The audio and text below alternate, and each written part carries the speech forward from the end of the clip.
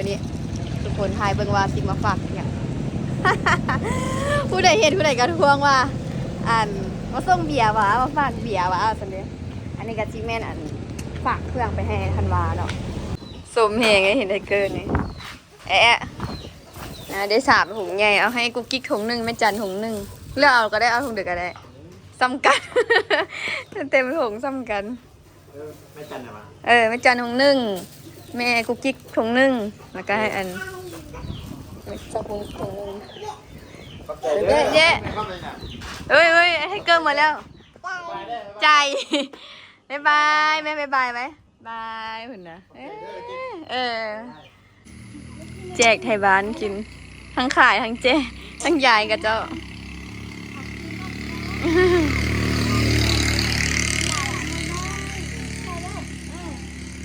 ไม่ยังเฮ้ยดาวก็ได้พวงหนึ่งเนาะว้างามแท้บายโอ้ยที่พากันไปกินซินดาดไปเลยน้องสาวอีผู้หนึ่งมาแต่เวียงจันทน์เนาะเพิ่นก็เลยที่พากันไปกินซินดาดกับแม่ปิ่นแก้วเบิ่งลูกค้ายังเต็มหานอยู่บายดีสบายดีเพิ่นเด้อยินดีต้อนรับเข้าสู่ช่องติ๊กต็อกเราทั้งบ้านเบิ่งมื้อนี้ทุกคนทายเบิ่งว่าสิมาฝากอย่าง ผู้ใดเห็นผู้ใดกระทวงว่ามาส่งเบียร์วะมาฝากเบียร์วะสันเดียอันนี้ก็จิแม่นฝากเครื่องไปให้ธันวาเนาะฝากมะเงาะพอดีวันนี้แม่เพิ่นบักมะเงาะลงเพิ่นบักมะเงาะลงแล้วก็สิฝากไปให้หลานอีพ่อแน่อยู่บ้านบางนาวหั่นน่ะสองตัวนี้ลูกแกดสิฝากไปบ้านบางนาวแล้วก็ฝากไปให้ธันวาอยู่หนองพะบางแม่บักเลยมาบักตอนแรงมึงแม่อีเมก็ได้บักอะไรมันชิปมาฝากแล้วคนส่งอื่นกับปิดเบิดแล้วว่า4 โมงเขาบ่ฮับแล้วหั่นนะใครแต่ว่าอย่างนั้นมีสาวมีสายยังฮับอยู่อุ้ยคือว่าเป็นจังได๋วะข้างหลังอะนะ วงมาลีดวงลีดน้องวงมาลีดว่าซั่นใครแต่สาวมีสายเพิ่นยังเปิดฮับให้บริการอยู่ เลยว่าฝากเขาว่าส่วนเขาสิฝากไปฮอดอันเดอร์เกาะรองพระบางแล้ว3 4 3 กับ 4บ่เฮ้ย3-4 มื้อระยะมันเหี้ยวก็เลยว่าต้องได้ฝากมื้อนี้ของแพงของกูวะก็เอา316 6939ได้สั่งมันบอกติดเดินเรียบร้อยแล้วนะติดแล้วแพ็คไว้เรียบร้อยแต่ก็ใส่ผงเรียบร้อยเดินเห็นวะสิได้อันนี้กูร้อยแล้วนี่เลยละก็เดียวตึกสร้างหันได้5 โลฝากให้นั้นเดี๋ยววะฝากให้หลานอีพอกันสั่งกันนี่เต็มแก๊สเบียร์เลยเปิดกระทวงนะมาเปิดกระทวงมาส่งเบียร์อันนี้ไปลงพระบางอันนี้ไปบ้านบางนาว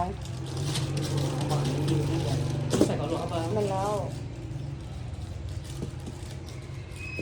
ฝากไปให้บางนาวประธานบริษัทสาวมือใหม่ทุกคนเมื่อวานนี้ก็ได้ขายตำดีแท้ว่าจนบริพักเลยมื้อนี้ฝนตกลินนะฝนตกเบิดมือเลยหากะคอยได้นี่นะตอนนี้ก็ยังเป็นฝนฝอยได้แต่ว่าอยู่ในกล้องน่าจะไม่เห็นเนาะแม่ยังแม่นเอามาเงาะอยู่เดี๋ยวอันนี้เพิ่นแม่นมาได้น้อยหนึ่งอ่ะ4 เอาให้แม่คูณกับแม่จันแล้วก็แม่จำปีเนาะให้เพื่อนเอาไปกินนะให้ต้นตาลมาครับ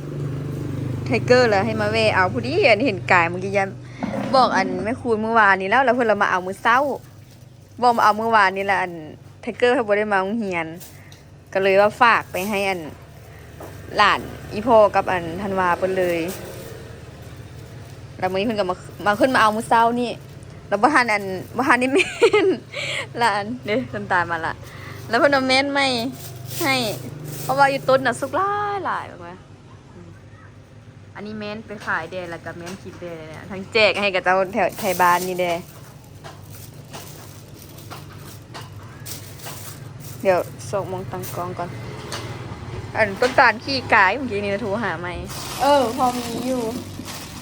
เลยนะใจไหมก็โดน มากินให้มากิน2 คนมื้อนี้พาหมู่มากิน5 คน นั่นละ เปิดเพลงแดนนี่เด้ แต่วันได้กินอยากจะกินน้ำดื่มกับเป๊ปซี่เมื่อวานนี้โทรบอกอันก็คูณมาแววอยู่แววเพิ่นมาเมื่อเช้านี่ครับบ่หันแม่นเธอตัวเมื่อวานนี้ฝากไปให้อันต้นยาไปฮอดพุ่นละแห้วละติบ่ ภาคไวตูน อยู่ในโรงพยาบาล ว่าสิแค่เบียร์เนี่ยเอาเป็นห่วงไประยะมันอันเสียนั่นนะมันได้น้อยกันเลยว่าดิดใส่ถุงว่าจิโดหาพระคุณอยู่อ่ะเป็นเพิ่นลืมบ่พอดีออกมาแล้วเห็นตัวขี้ไก่เว้ยเป็นเลยเอาโต้ไปเวียงว่ะ มืออยู่มามือถึง มามือว่ะล้างรถดิล้างรถใหม่ ซื้อลาเลยเหรอลาเลยเหรอซื้อลาเป็ดซื้อลาห้า เอาปลา สองลาห้า ซื้อ2 ล้าน 5 สองลาห้าสองลาเป็ด 2 ล้าน5เซนกี่เลย แล้วเป็ดสองลาบ่าย คือว่าเคยเห็นอันตะกี้เราก็มีคันหนึ่งว่ะสีแดงว่ะรถอันนี้ฮอนี่นะเห็นบอกผมว่าบูฮูแล้วแท้สมัยนั้นคุณน่ะเห็นกูเห็นไอ้อุ้มขี้ละอัน เดี๋ยวนะบอกมีแล้ว มันจักนะ มีเดี๋ยวเป็ดกินแหน นั่นแหละสมัยนั้นคือว่าเห็นเรามีด้วยคันสีแดงขายเลยเยอะเห็นอันต้นมาซื้ออีกอย่างว่าอยู่ไทยนางนั่นแหละเราบอกโอ้ไม่เห็นวะตุ๊บีนอนเดี๋ยวนี้นอนแล้วในขี้แต่ได้มาซื้อเลงน้ำสมัยนั้นในสมัยยังเคยเห็นกันซื้อกินเบอร์เกอร์ฮะแม่เดินหน้าคือหมองแหละ โอ้ยวัดเหรอ ขี้มูก ขี้มูกเหรออะไรเงี้ย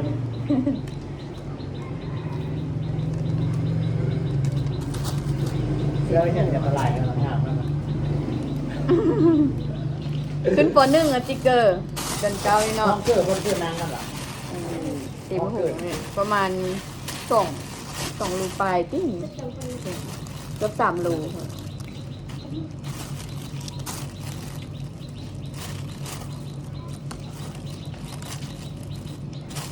ทุ่งหาเมืองเพิ่นว่าดำนาหากันแล้วบ่ได้มาโรงเรียน ถ้ากระบะไม่ดู ทุ่งหาเมื่อวานเส้นพวกนี้ประมาณ2 รูปลายก็3 รูพุ่นเนาะเขาสั่งอะไร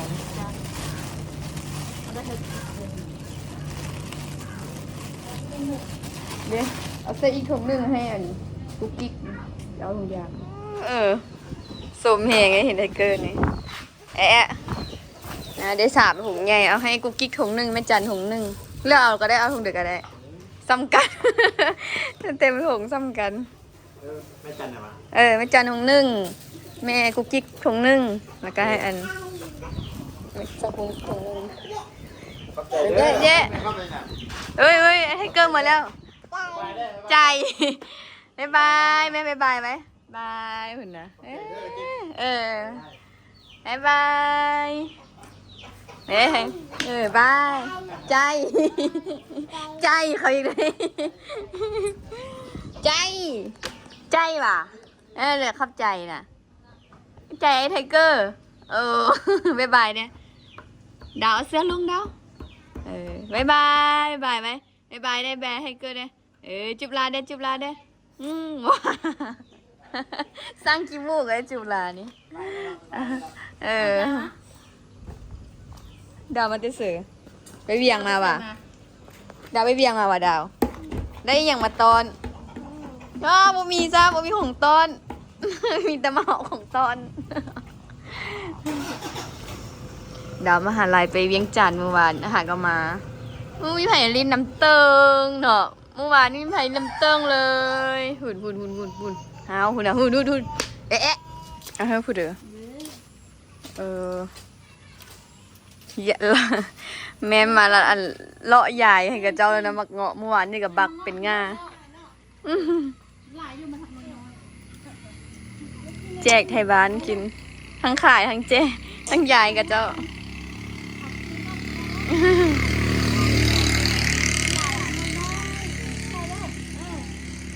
นี่ยังเอ้ย ดาวก็ได้พวงหนึ่งเนาะ คลิปนี้เห็นแต่บางเงาะคลิปที่ลองดูดาว จับดู จับบนนั้น จับตัวนั้นยกขึ้น เออเนื้อถ่ายรูปได้รูปหนึ่งสองสามยิ้มได้ไหม เบิ่งพี่นะ ยิ้มยิ้ม บอกให้ยิ้ม ยิ้มยิ้ม ยิ้มแล้วซึ้ง ขอบใจแค่ไหนเดี๋ยวนั้นสบายดีเด้อสบายดีจะไปดีขอบใจเด้อเบาๆหูวันแรกดาวเนาะดาวจักปีดาวได้จักปีละดาวได้จักปีละได้ประมาณสามปีไว้ดาวนะ ไป 3 ปีปลายแล้ว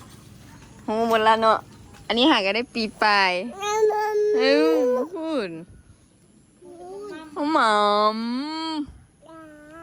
ใจไหมใจไหมให้เราได้ใจ ใจขอบใจเราได้ใจอยู่ยังบ่ฮู้อีหยังเมื่อกี้ต้นตาลว่าขอบใจเพิ่นก็ว่าขอบใจนำอีกเด้อใจเห็นไหม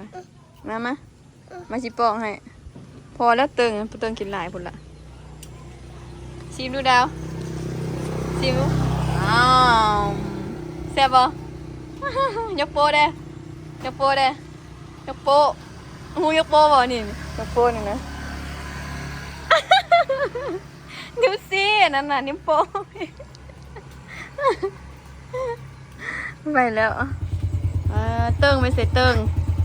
เติ้งไปกินสิ เติ้งไปกินได้มาเติ้งว้างามแท้ เปิดจิ๊กมัน บายโอ้ยที่พากันไปกินซินดาดไปเลยน้องสาวอีผู้หนึ่งมาแต่เวียงจันทน์เนาะเพิ่นก็เลยที่พากันไปกินซินดาดกับแม่ปิ่นแก้วเบิ่งลูกค้ายังเต็มหานอยู่ง่ายเวลามาถ่ายคลิปอยู่นี่ เพิ่งลูกค้าท่าโอเป็นท่าอย่างท่าหมอเด็กเนาะท่าต่ำเลยนะท่าหมออันเนี้ยมันยังบสุกเนาะนี่เดี๋ยวสิอันสุกแล้วก็สิเดเอานี่ลงง่ายเวลามาถ่ายบึดหนึ่งเพิ่งลูกค้ามื้อนี้ก็ซึ้งใจขนาดมาอันบ่ได้พักแต่สวยพุ่นนะขนาดมื้อนี้ฝนตกดินนะแบบมีแด่บ่มีแด่ลูกค้าก็ได้พอดีซ้ำนี้กำลังฝนเซาตอนนี้ฝนเซาละอันก็เจ้าก็มาพร้อมกันเลยนะทั้งสั่งให้ไปส่งอัน2-3 คุกแล้วได้นี่นะอ่ะเดี๋ยวซื้อหีบอันต่ำให้ลูกค้าก่อนเด้อทุกคนตอนนี้ลูกค้าก็ออกไปแล้วทุกคนเริ่มปิดห้านละมันเริ่มแล้วล้างมะเขือล้างมักลิ้นมะเขือไว้เพราะว่ามื้อนี้บ่ทันไปตลาดเลยอันนี้มันแห้งน้องสาวแวะซื้ออยู่ตลาดเลยฮะแต่ว่าอันมักน้ำมะเขือนี่ติ๊กซื้อตั้งแต่เมื่อวานนี้ไว้อย่างละ2 โลละเป็นมักเล่นอันเดียวหันเบิดนะให้น้องสาวแวะซื้อให้มาล้างไว้เก็บไว้มื้ออื่นจุดรายการมันสิไปตลาดแล้วมื้อนี้บ่ได้ไปมีลูกค้าเข้าก็เลยบ่ได้ไปเลยแล้วก็มืดตอนนี้เนียนมืดบุละสิเกี่ยมเครื่องเนาะเกี่ยมเครื่องไว้มื้ออื่นนั่นแหละ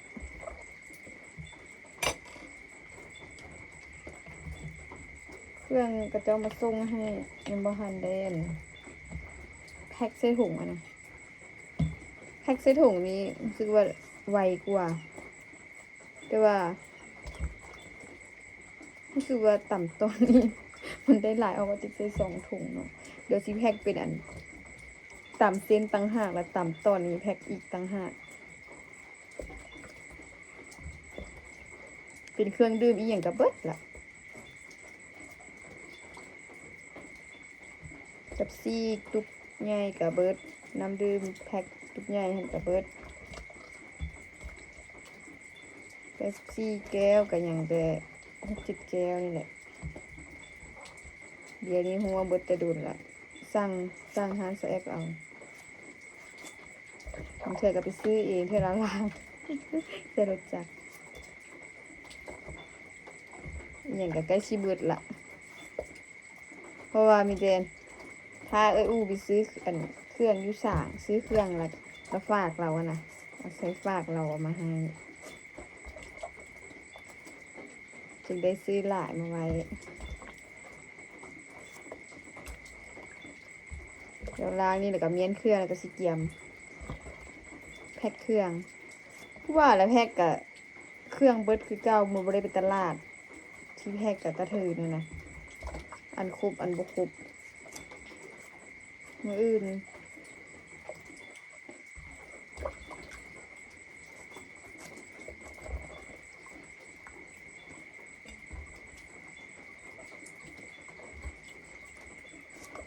ฝนตกลินอยู่ด้วยนี่นะตอนนี้ลินเนี่ยฝนตกกระเจ้าก็ยังมาแล้วมื้อนี้แบบเศร้าเลยนึงแล้วก็มาพร้อมกันเลย ตอนฝนตกหันก็มาสั่งกลับบ้านเนี่ยอีกอย่างกับเบิดมันได้ฮอดอีกอย่างมัดพุ่นนะ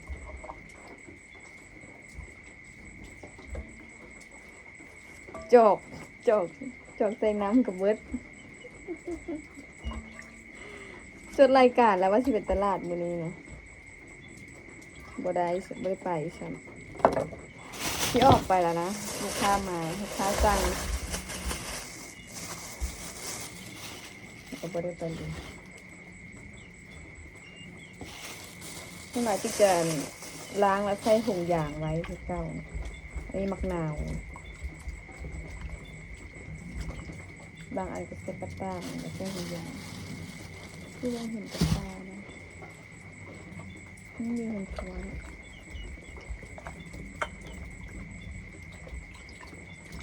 ค่าไฟแพงเดือนนี้500,000ปลาย600,000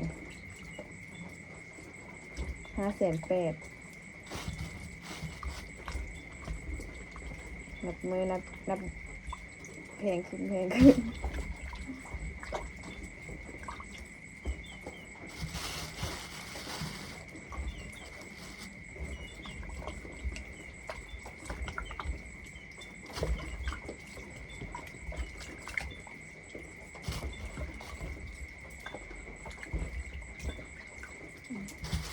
เดี๋ยวที่ใส่กระต่ายก่อนให้มันเสด็จน้ำมากระต่ายมาใส่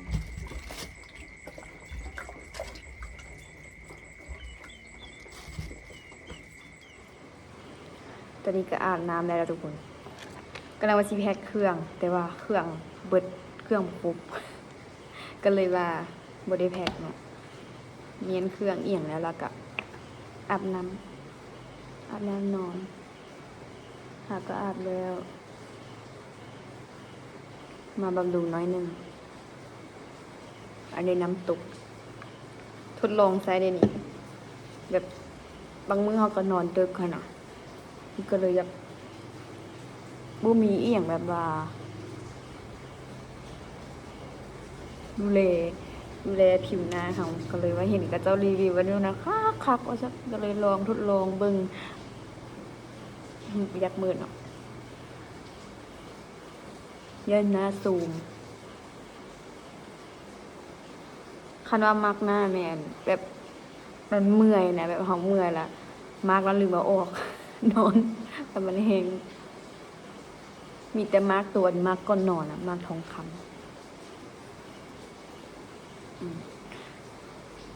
แต่ละมื้อก็มีแต่ซ้ำนี่เลยคุณแต่ละมื้อนะก็มีแต่ตำจะตามให้ลูกค้าก็จักสีอันถ่ายอีหยังให้ไอ้เบิ่งเนาะแต่ละมื้อบางมื้อก็ทันบางมื้อก็บ่ทันคันว่าคนมาหลายนะแบบว่าเฮ็ดผู้เดียวนะทุกคนแบบเกียมเครื่องนู่นนี่นั่นอันนี้หมดอันนั้นหมดอันนี้ไปส่งอันนี้ลูกค้ามาแล้วแบบมาพร้อมกันทางสั่งทางอันมากินอยู่ห้างทางมาซื้อหน้าห้างนั่นน่ะคือมื้อนี้คือกันโดนก็เจ้ากระทาสะอ่อนขอบแล้วก็ขอบใจก็เจ้าได้ว่า แบบน้ำลายคกก็เจ้าก็ยังยอมท่าหั่นนะทั้งฝนตกดินอีหยังโอ้ยจังแม่นอันสิตั้งกล้องถ่ายก็จะลูกค้าโทรหาอีหยังล่ะคันเราตั้งกล้องถ่ายหั่นนะแล้วเฮาเฮ็ดเวียกหั่นนะคือสิเป็นชั่วโมง คือสิมาตัดคลิปมาหยัง มันก็บ่ทานแบบว่า มันเป็นมะยุ่งมะยากน่ะทุกคน แบบมีเวลาว่างๆติดทานกดก็มาถ่ายมาหยังให้เบิ่งเนาะช่วงนี้ก็บ่ค่อยได้ถ่ายอีหยังหลายก็มีแต่ถ่ายต่ำแบบขายตามอีหยังอะไรทุกคนอย่าเดินยันแต่อายขี้ค้านเบิ่งเนาะบ่อยากเบิ่งอะนะ เพราะว่าชีวิตประจำวันของติ๊กกะแบบนี้แหละมีแต่เปิดร้านขายตามเปิดร้านขายตามยันน่ะเบื่อ อันนี้ก็มาถ่ายอีหยังให้เอิงน้อยหนึงอ่ะ พอแบบว่าบ่ให้ทุกคนลืม หยาดเวลาถ่ายน้อยหนึ่งต่อละน้อย เบิ่งเครื่องสดนี่อันจิกหั่นน่ะอันจะสร้างเอาเนาะเครื่องสดนี่จะสร้างเอาคันว่าซื้อตลาดมันแพงเป็นอีหยังก็แพงเงินมาในตลาดอ่ะนะผักก็แพงเพราะว่าเอามาแต่เวียงเลยเนาะเพราะว่าสร้างมาแต่เวียงก็เจ้าก็เอามาแต่เวียงก็จะมาขายต่อนะแล้วมันแพงต้องได้สร้างเอานํพวกที่ก็จะแบบว่ารับสร้างแล้วก็จะไปซื้ออยู่เวียงมาเนาะหรือว่าอยู่ปากสันมาแล้วมันจะเอาทึกเนาะหาต่อก็จะได้มันยังบ่หลายต่อนะแล้วทึกแล้วที่จะสร้างอยู่นำกับเจ้าแหละละอันใดที่เบิดอันใดที่เฮาจำเป็นเนาะก็คือแบบประเภทผักอีหยังที่ก็เป็นไก่อีหยังคันว่ามันหมดนะก็คือได้เล่นไปซื้ออยู่ตลาดแต่ว่าแพงก็ย่ามาเนาะแบบได้ซื้ออยู่ตลาดหรือว่าอันใดก็จะบ่มีก็ได้ซื้ออยู่ตลาดแพงก็ได้ซื้อนะมื้ออื่นนี้ยังสิได้สั่งเครื่องแล้วก็สิไปซื้อเครื่องอยู่ตลาดอีกแล้วก็อยู่ร้านค้าอีหยังอีกเนาะเพราะว่าเป็นอันน้ำตาลอีหยังก็เบิดละนะแตงนัวนี่ค่ะก็ซื้อมาบางแรงนี่สำหรับคลิปวิดีโอนี้ก็มีแต่ซ้ำนี้นะทุกคนเอ้ยอย่าเฝ้าลืมกันเด้อฝากทุกคนกดติดตามกดไลค์แล้วก็คอมเมนต์ลิ้นนำเนี่ยเด้อ ส่วนนี้อาจจะบ่ได้ตอบคอมเมนต์อายเนาะแต่ก็เห็นกับพยายามตอบอยู่เด้อทุกคนส่วนนี้บ่ค่อยมีเวลาเลยลาไปก่อนนอนกันเด้อบ๊ายบายฝันดีเด้อ